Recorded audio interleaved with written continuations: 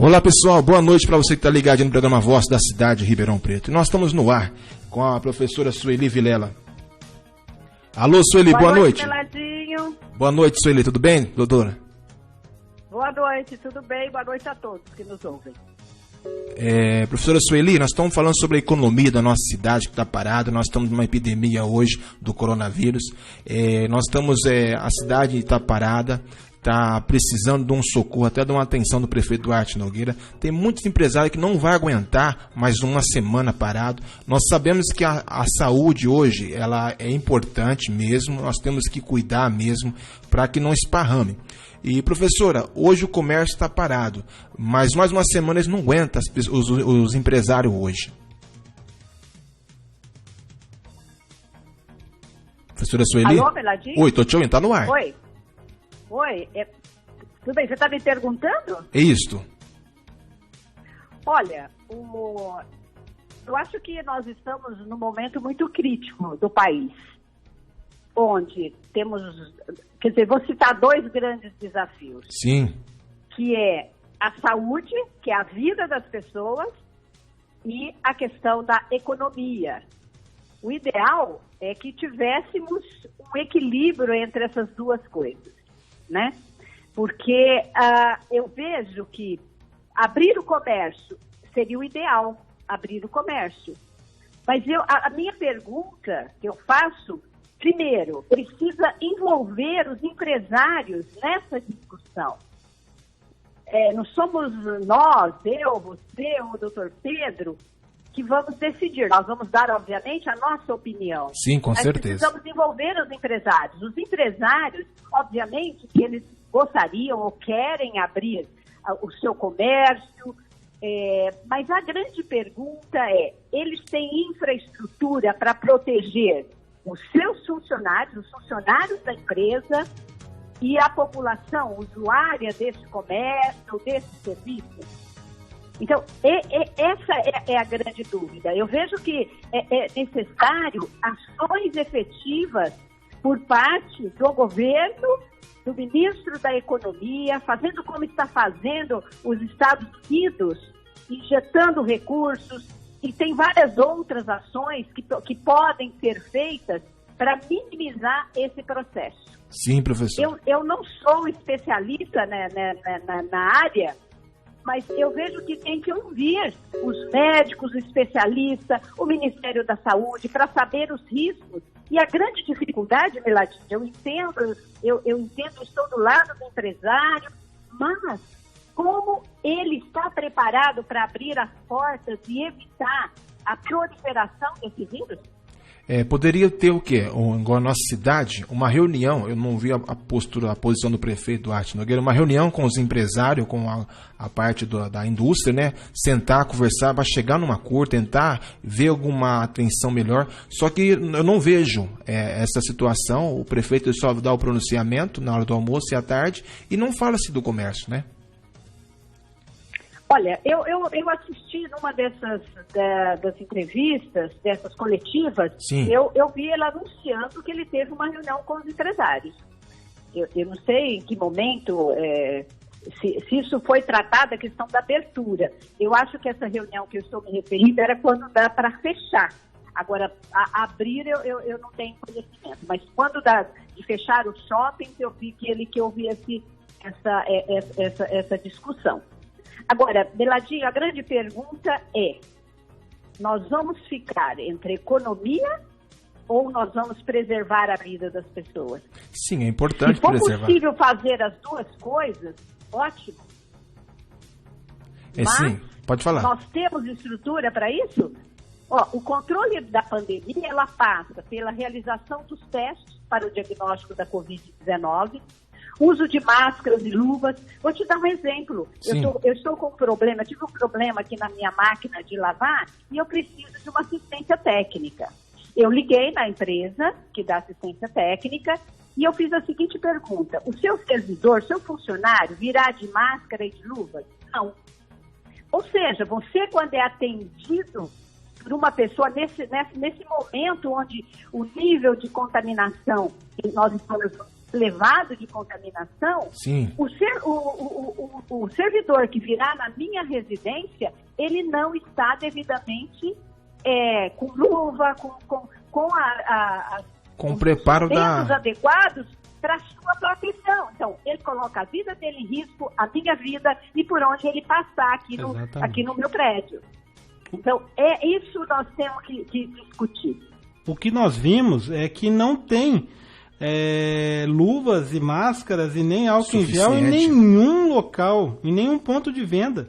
A gente realmente está numa situação muito delicada, porque a gente até procura se proteger, mas não tem as máscaras, as luvas, tá em falta, né? Acabou, não tem. E o que tem, eles estão cobrando valores absurdos. O olho da cara, absurdo.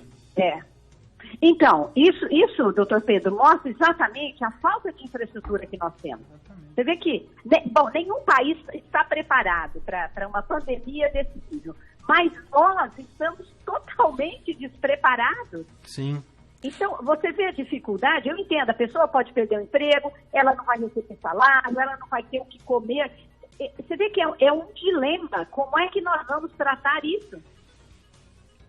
E nós estamos agora, disse o especialista que no frio essa bactéria, esse vírus, ele aumenta, né? No calor consegue estacionar. E nós estamos sentindo um tempo meio friozinho na nossa cidade, né?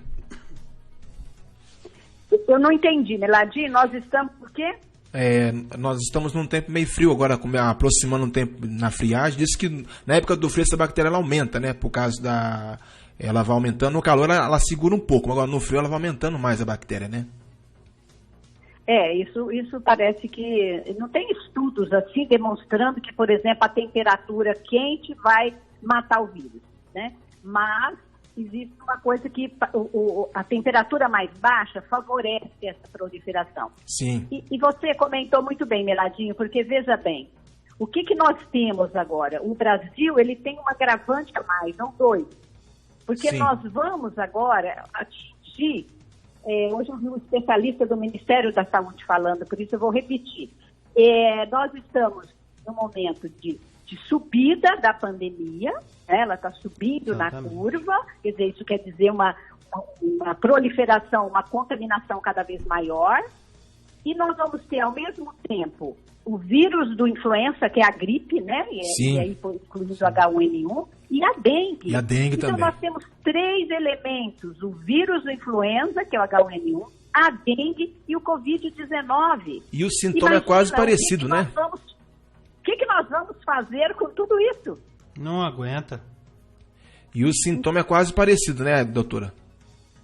Sim, é muito parecido, o que diferencia. E mais, antes, o que se falou, e o que tem aí, as experiências mostram que são os idosos. Você vê que em Ribeirão Preto morreu uma pessoa de 33 anos, 36. Tudo bem, parece que ele tinha outras patologias, né, de risco. Ele tinha câncer, mas parece. Também foi mostrado hoje crianças, várias crianças, algumas crianças com síndrome respiratória aguda. Sim. E que não sabe se é do influenza, se é da gripe comum ou se é do Covid. Então, veja bem, o risco de se abrir, de sair dessa quarentena, significa todo mundo estar exposto, porque a proposta do presidente é fazer o que ele chama isolamento vertical. O que é o isolamento vertical? Seria você colocar em quarentena, manter em casa, no isolamento, Sim. os idosos e as pessoas que são de risco. Veja bem, mas essas pessoas, elas não moram sozinhas, elas às vezes moram com o filho, às vezes tem um neto, não é? Então, como é que você vai proteger essas pessoas que estão no grupo de risco do contato com as pessoas, que vai sair, trabalhar, vai para o comércio, está no comércio, chega. Então é muito complexo. Não é uma coisa simples.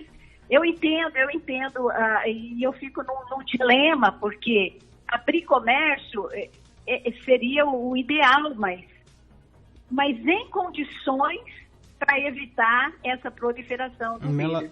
Meladinho, o que a doutora está falando é de uma relevância muito grande. Tem porque, fundamento. Assim, por mais grande que a gente queira, que a gente tenha a nossa opinião aqui, a gente ouviu o Lino agora há pouco, que tem a opinião de voltar ao comércio, de voltar a girar a máquina, a gente tem que realmente ter o cuidado para que não esparrame mais. Para se prevenir e não esparrame mais. Porque eu não sei se vocês viram esse final de semana, na Itália, alarmou dessa maneira porque o governo quis avançar com a economia, não quis que a economia parasse e não tomou as precauções necessárias.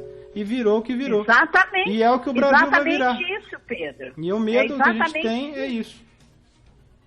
É exatamente isso, Pedro, o que você está falando. Você vê que aqueles que tentaram seguir, caminhar com as duas coisas, economia e a questão da saúde do corona, ele não conseguiu, a contaminação foi muito maior. Exatamente. E aí não tem estrutura, aí não tem hospitais suficientes, que nós ainda vamos chegar nessa fase aí, pelo histórico. Então, o Pedro falou muito bem, Pedro, tem que olhar os outros países, as experiências. E o Brasil, não sei se vocês viram, eles mostraram uma curva, a curva de contaminação do Brasil, comparando com a Itália. O Brasil estava abaixo.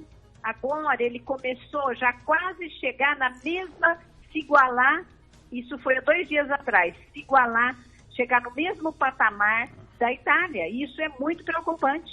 É muito preocupante. Todos criticaram a China, né? Mas a China fez de fato, né, a quarentena de forma adequada, aguentou, né?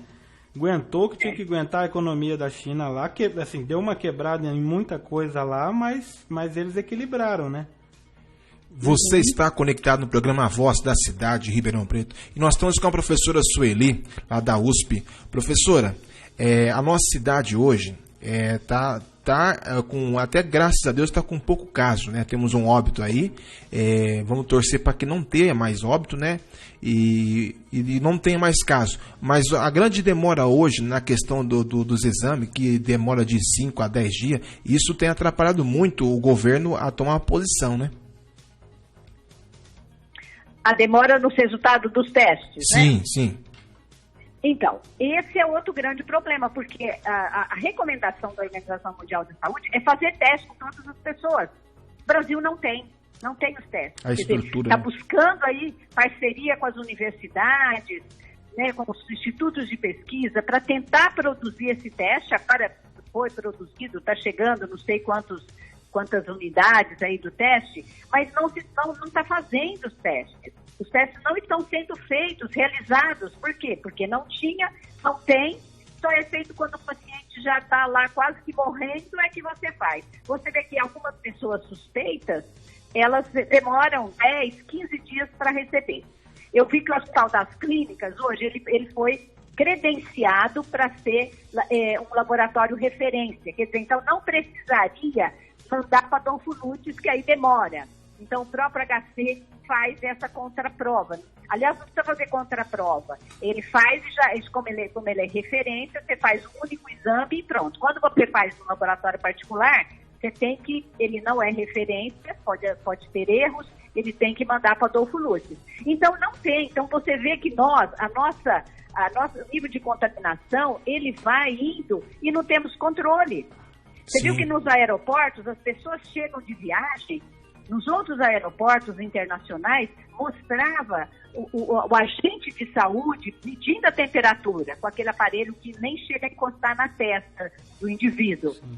E São Paulo, Brasil como um todo, não tem esse controle. A pessoa chega e sem contar, e pronto, e vai contaminando pessoas. E sem contar, então, assim, professora, nós tivemos um carnaval agora, vem muito estrangeiro de fora também do nosso país, né? E já parece que já havia essa onda, só que o nosso governador dos estados aí, eles poderiam ter precaução, né? Só que eles não pensou que ia chegar, né, nessa proporção, né? Então, acho que nenhuma autoridade sanitária, acho que dimensionou, tinha ideia da dimensão dessa pandemia em nível mundial. Porque se você pensar, eu acho que isso começou, acho que em dezembro na China. Então, o ano passado, acho que 1º de dezembro, 2 de dezembro, que começou isso.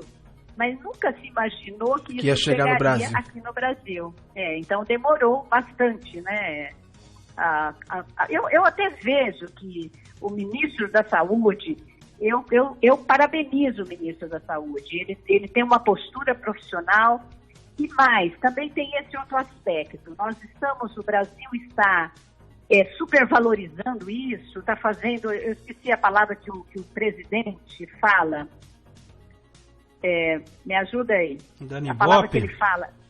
Como? Dando Ibope? Tá falando demais, supervalorizando, que daqui a coisa que é uma gripe simples, que é uma gripinha. Vangloriando, né? Isso. Então, isso não é verdade. Eu até, em algum momento, eu imaginei que, olha, parece que isso, será que isso é real? Será que é tudo isso mesmo? Mas depois eu passei a olhar isso, por parte do ministro da Saúde, como responsabilidade. Por quê? Não se conhece muito sobre o vírus, conhece-se pouco. Não se tem no Brasil uma infraestrutura boa para fazer teste, né? Então, qual que é a saída? A saída é ficar dentro de casa. A saída é o isolamento, que é a prevenção. É o que resta, o que nos resta. Por quê? Porque não temos a infraestrutura necessária, e mesmo os países europeus que têm essa infraestrutura, e como bem disse o doutor Pedro, no momento privilegiou a economia, e a coisa desandou, perdeu o controle, morrendo cerca de 850 pessoas por dia. Sim. Então, é muito difícil alguém falar assim, vamos realmente abrir o comércio. Podemos abrir, mas o que vai acontecer é uma proliferação muito maior desse vírus, numa velocidade muito maior. Com certeza. Doutor, eu tenho uma pergunta para a senhora, é o seguinte. Quanto tempo a senhora acha que ainda nós vamos ter que ficar em quarentena? Quanto tempo mais ou menos você prevê aí que a gente ainda vai ter que se recolher em nossas casas e aguentar esse caos aí? Você tem uma noção de tudo que você já viveu pela experiência? Ouvindo as autoridades aí do Ministério da Saúde, o que eles dizem é o seguinte: nós estamos tentando fazer com que a curva de contaminação ela não suba rapidamente, né? Tá tentando retardar, que ela só faça ela faz um morrinho e não uma montanha que sobe de uma vez. Sim. Então, o que tem dito é o seguinte: abril vai estar subindo muito, maio, junho, julho ela atinge um patamar, ela deixa de subir e atinge um platô, para de subir. Agosto ela começa a descer lentamente e setembro ela cairia rapidamente. Então vamos ser quase 3 meses para frente. Exatamente, ela vai terminar só em setembro. Que é a previsão que eles fazem essa curva epidemiológica que eles falam, com base nos estudos do comportamento do vírus no exterior. Sim. Então, agora, quanto tempo nós vamos ficar dentro de casa? Você vê que a Itália ficou muito tempo. Ainda está, né? A Espanha ainda está. Você vê que a China, agora que ela está decretando, quer dizer, olha, desde dezembro, agora que a China está saindo da quarentena. Exatamente. Então, é algo... Você sabe que essa pergunta, ela nos deixa muito aflitos. Sim. Porque como é que nós vamos conseguir ficar tanto tempo dentro de casa? Eu coloquei uma enquete no ar. Como é que o comércio, a economia, se o presidente não colocar ações efetivas, legislação, investir como está fazendo o Trump, não vai ser uma quebradeira danada, né? O Lino falou até de suicídio, né? Porque o que vai ter, assim, já tem um índice de suicídio alto aqui em Ribeirão Preto, em datas recentes, e isso precisa ser tratado também, a gente não pode esquecer disso, né? Temos que cuidar da população da nossa cidade. E, professora, e a nossa saúde, ela anda mancando faz tempo, né? Por falta de investimento, de competência de alguns líderes políticos que não investiu na nossa cidade, no estado de São Paulo.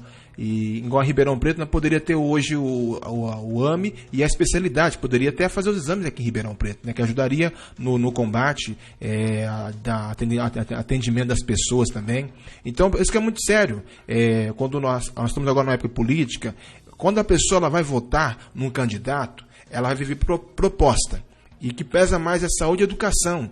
Então nós estamos num tempo agora das pessoas olhar as propostas, porque quando você vota no candidato, você tem que ver a proposta, porque quem precisa da saúde somos nós, carentes, as pessoas mais carentes precisam da saúde, né? E as que mais perecem num posto de saúde por falta de atendimento. E você vai hoje ver a UPA, está tumultuada, não tem como ficar lá dentro, é um lugar que não está cheio de gente. E isso já vai contra as normas da vigilância, né? Daquele monte de gente. Então, infelizmente, é muito importante de nós olharmos nessa parte hoje, né? Nós estamos na época agora de votação daqui a uns tempos. Não sei se vai ter a eleição, pelo dia que está indo aí, vai ficar meio estreito o negócio, né? Olha, Miladinho, é o seguinte, a saúde e a educação em Ribeirão Preto, ela não avançou absolutamente nada. Sim. Ela está estagnada. Antes do corona, do Covid-19, nós tínhamos pessoas morrendo na fila esperando. Você vê que agora foram suspensas as cirurgias eletivas. Então, pessoas que estavam na fila esperando vão continuar esperando, se é que tem condições de esperar. Então, esse Covid vem agravar ainda mais já a situação da população, a saúde da população de Ribeirão Preto, que não está bem, que não foi bem todos esses anos, assim como a educação, mas não se metendo a saúde. Então, isso é muito importante. E agora vem esse coronavírus, só se fala de corona, e tem gente morrendo de dengue, tem gente morrendo de H1N1, tem gente morrendo de coisas simples aí, porque precisava de uma cirurgia. Então, e isso agora não aparece. Isso agora não aparece, mas se for fazer uma pesquisa, se for aí, nós vamos ver, porque isso já acontecia em Ribeirão Preto. Pessoas, eu conheci uma pessoa caso que da morreu dengue por também, falta de atendimento. Olha então só. Isso está acontecendo. A saúde muito ruim, a nossa população não merece isso, precisa de um atendimento melhor, e agora não vai ter como. Mais ainda, né? O recurso que está vindo, eu vi que Ribeirão Preto vai receber R$890 mil agora para fazer expansão de adequar instalações para o coronavírus, né? Então agora aparece o dinheiro aí, né? E pouco, né? Pouco, se você for olhar. Mas e antes? Por que não veio? Ribeirão Preto tem uma situação muito delicada na área de saúde, na área da educação. Sim. Em Ribeirão Preto nós temos aí o Estado das Clínicas, que ia fechar até algumas alas, né? Precisou brigar no deputado, até o Ricardo Silva, até esperando, ia falar com ele agora, não consegui. Então, assim, precisou brigar para não fechar leito, ele conseguiu até deixar mais agora a contratação de mais leito, né? De mais pessoas para trabalhar. Então, a Ribeirão Preto precisa do quê? De um prefeito que ele tenha responsabilidade com as pessoas mais carentes, e respeito. Porque prometer, quantas pessoas, Pedro, morreu esperando uma especialidade, um atendimento, um exame, Pedro? E o prefeito prometeu em campanha que estava em licitação o AME. Quantas pessoas precisavam de um ano na especialidade? Então, nós vemos que é um descaso total. Prometer é muito fácil. Isso é um crime cometido às pessoas que precisam do Sistema Único de Saúde. Um crime contra a população, né? Porque as AMEs são especialidades importantíssimas, que traz aí um atendimento, como o próprio nome diz, especializado, né, para determinadas áreas. Isso é fundamental. Tem que investir muito em saúde. O Brasil precisa investir. E prefeitos, políticos têm que trazer mais recursos, né? Todos têm responsabilidade com isso. Exatamente. Você vê que o Ricardo Silva, logo que assumiu como deputado federal, ele levantou uma bandeira sobre a questão do fechamento dos leitos no HC e teve sucesso. E é isso que nós esperamos dos nossos deputados, dos nossos políticos. Exatamente. Então, poucos dias que ele entrou lá, ele fez a diferença. E conseguiu a contratação de 350 pessoas funcionários ainda por cima. Isso é muito sério. Exatamente. E impedindo o fechamento de leitos, e por causa de pessoal, não tinha pessoal para dar anestesia para cirurgias, então cirurgias estavam sendo canceladas. Isso eu estou repetindo o que foi falado na imprensa. Sim, e eu falo, Ribeirão Preto é uma cidade, é um polo. Ribeirão Preto, ela é exemplo para a região. Então, nós temos que ter respeito. Sim. Nós temos que pegar agora... É um polo de saúde, né? Um polo de saúde. Exatamente. Tem competência, né? A Faculdade de Medicina, o Hospital das Clínicas, o Hospital da Criança, tem outros hospitais aí que são referência, mas que precisa de recursos, obviamente, que precisa de contratar pessoal para poder atender adequadamente a população. Professora, graças a Deus que Ribeirão Preto não teve aquele surto grande, porque a nossa estrutura que nós temos hoje na saúde não ia comportar. É uma vergonha, senhor prefeito. Quanto tempo? E ele estava contando de inaugurar a ZUPA agora está sem receita. Como é que vai colocar? Aquela de Sumarezinho estava pronta. Só voltava a equipar. Vai ter que gastar agora, a licitação que ele colocou, mais 1,5 milhão para começar a mexer, para abrir. É uma vergonha. Teve que gastar mais dinheiro por cima ainda. Nós temos que parar com esse negócio de ficar olhando. Vou fazer. Nós prometeu, cumpre, faz. Nós precisamos, Pedro, Sueli, professora, de pessoas que têm compromisso com a população. Que tenha compromisso. Sim. Nós somos de políticos, Meladinho e Pedro, nós somos de políticos que trabalham apenas para ganhar a eleição. Fica 2 anos, 2 anos e meio sem fazer absolutamente nada. E quando vai chegando no final da gestão, começa a fazer coisas para quê? Para aparecer, para ter a sua reeleição. Então, a população precisa acordar, precisa analisar, desde o primeiro dia, o programa de governo, o que falou, o que fez, o que não fez, o que era possível fazer. Então, isso é fundamental. Nós estamos em um ano crucial para decisões políticas, né? E é preciso que a população olhe com muito carinho o que não está sendo feito atualmente. Sim, é verdade. Professor, me corrija se eu estiver errado. Eu lembro de uma frase que a senhora falou para mim uma vez, eu guardei. Nós precisamos de político estadista, não é isso? Aquele que pense na próxima geração. Política de Estado. O que é política de Estado? Ele pensa na população, ele faz para a população, não para si, que é esse modelo de político que eu falei. Ele faz para se reeleger. E isso está difícil nesse país, né? Isso é uma vergonha. Nós estamos na época de eleição, eu queria chamar a atenção da população. Eu não vi nenhum vereador se manifestando. Eu vou cortar o meu salário para ajudar, então agora... reduzir a verba de gabinete. Sim, reduzir. E o povo acha que... poderia fazer o quê? Uma campanha de pegar sabão. Eu fico olhando as pessoas em situação de rua, doutor Pedro.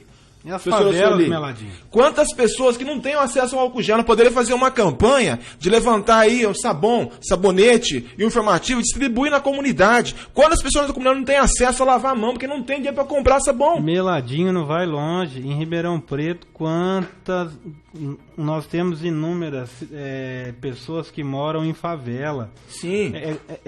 Que moram em barracos. São mais de 10, às vezes mais de 10 pessoas morando dentro de um barraco. E não tem acesso como comprar o álcool gel. Então o prefeito poderia fazer alguma coisa, distribuir sabão, aquele IP, sabão, não pode falar marca, mas falei também. Sabão, aquele neutro, pode lavar a mão. Não é isso, professora? Olha, Meladinho, tem uma coisa básica, que a população, vários bairros não tem, e as favelas, que é a falta de água. Não tem água. Tem lugar que não tem água na cidade. Como é que você sobrevive? Bom, nesse calor aqui já é impossível. Agora, em tempos de coronavírus, como você não tem água para lavar a mão? Se chegar o vírus na favela, morre todo mundo. É básico, não tem água. Não tem água para lavar a mão, para comprar, não tem sabonete porque não tem dinheiro. Então, assim, então as classes menos favorecidas vão sofrer muito com o coronavírus. Eu vi uma reportagem no Rio de Janeiro, na favela, que já tem um caso na Rocinha, e mostrou as pessoas lá que não tem, primeiro, uma aglomeração, em cada casa tem cerca de 6 pessoas, então a contaminação é muito maior e não tem água para lavar a mão, como? Olha só. Então, Meladinho, quando você fala assim, que Ribeirão Preto, graças a Deus, nós não foi tão forte. Mas ela está no processo. Nós precisamos tomar posição e fazer alguma coisa, alguma ação. Se nós ficarmos bastante, se a população conseguir ficar dentro de casa, o nível de contaminação, de circulação dos vírus é menor, isso demora um pouco mais e é menos agudo o processo, mas ele vai subindo. Você vê pelo número de casos suspeitos. E ele está duplicando, ainda não está. Mas tem pessoas que, professora, que pegou, passou, não sabe se tem ou não, porque poderia ter, em Ribeirão Preto, poderia ter um laboratório para fazer isso, poderia ter, para fazer esses exames. De 5 a 10 dias, a pessoa contamina muitas pessoas com isso aí. É um negócio muito sério. Pode até morrer. Mas não tem o reagente para fazer, não tem o kit, o reagente para fazer. Tem laboratório, mas não tem o kit, porque é muito especializado e ainda nós não temos. Agora, eu vi que tem algumas ações da USP, de outras, né, aí tentando já colocar no mercado esses kits. Isso vai ajudar muito, porque precisa fazer o diagnóstico. Se você não tem diagnóstico, como é que você trata o paciente? É verdade. Bom, nem tem um tratamento, né? Na verdade, você ameniza os sintomas da febre, da tosse, né?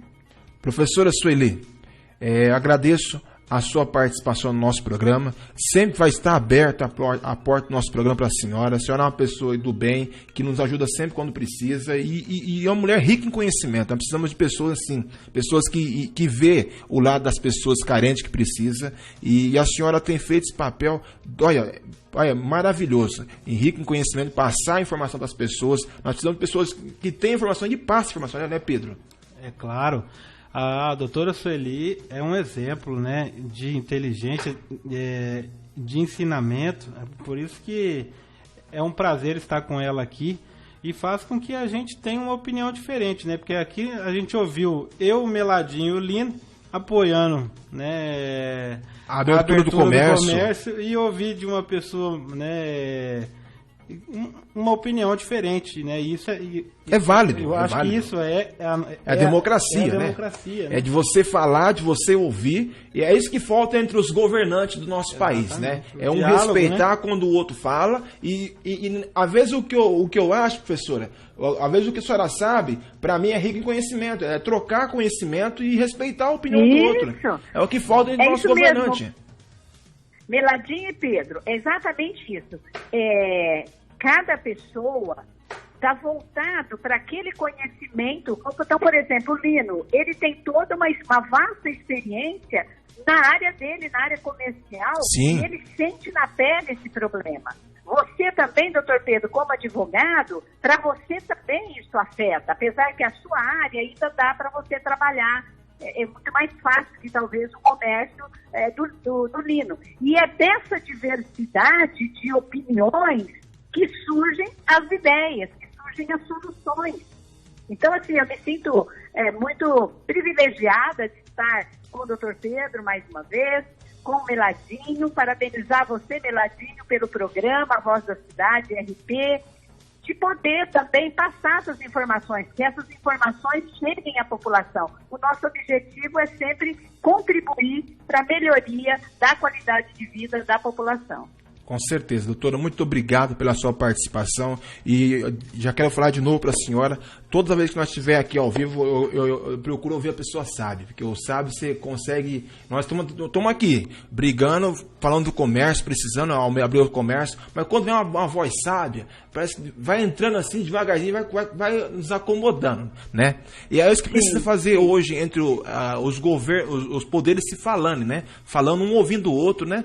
Isso aí é o principal que falta na nossa nação. E a gente estava aqui em dúvida, né, de quem que nós íamos ligar para participar ao vivo conosco. A primeira pessoa que eu pensei foi a professora Sueli. Sim. Falei, liga para ela que ela vai dar uma opinião inteligente, uma outra saída, porque não ia ficar só eu e Meladinho aqui apoiando uma coisa e ninguém divergindo. Exatamente. Até o nosso deputado, mandar um abraço para o nosso deputado, o Ricardo Silva, deputado federal, ele estava em reunião, falou, Meladinho, não vou conseguir atender vocês aí, mas ele falou, vamos marcar outro dia, vamos entrar ao vivo, vamos conversar com vocês. Um abraço, viu, Ricardo, está nos ouvindo aí. Professora, estamos chegando ao fim do nosso programa, um prazer imenso poder falar com a senhora, uma mulher rica em conhecimento, e a cidade precisa de pessoas como a senhora, doutora. Pessoas que entendam e vê e faz. A senhora é uma pessoa indicada hoje. Hoje, se eu pudesse colocar a senhora como prefeita, eu colocava. Acho que daria uma boa prefeita. Uma boa prefeita. Como é bom ter amigos. Muito Concordo. bom ter amigos, Meladinho. Olha, é um prazer estar com você, doutor Pedro, e com você, Meladinho. Boa noite. Boa noite, doutor. Um abraço. Obrigada. Um abraço. Um abraço, tchau, tchau. É isso aí. Você está conectado no programa Voz da Cidade. E nós estamos falando sobre o comércio. Falamos agora da epidemia do coronavírus, né, doutor? Sim. E é um negócio muito sério na nossa cidade. Vamos torcer para Ribeirão Preto passar essa nuvem. Dá tudo certo. Vamos torcer para não ter casos mais de morte na nossa cidade, no nosso país. E nós somos Ribeirão Pretano. Nós somos Ribeirão Pretano e somos brasileiros, né? Com certeza. Eu queria aproveitar a oportunidade de agradecer também a participação aqui no programa, te desejar do fundo do meu coração meus parabéns aí, que foi o seu aniversário ontem.